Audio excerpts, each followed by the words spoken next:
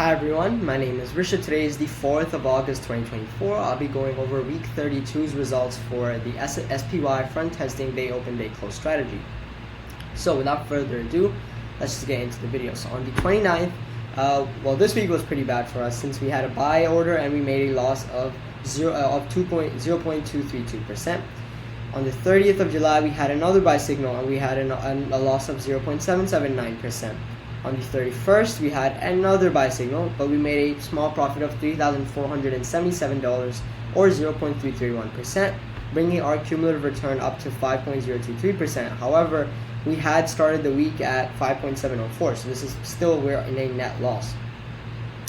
On the 1st of August, we had a buy signal, which gave us a loss of 1.728%, bringing our cumulative return down to 3.295%. Alpha went significantly down to minus 10.114%.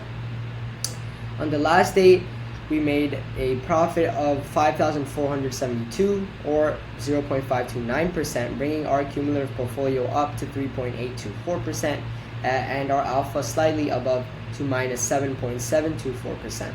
That's all for this video. Thank you for watching. Enjoy, and I will see you next time.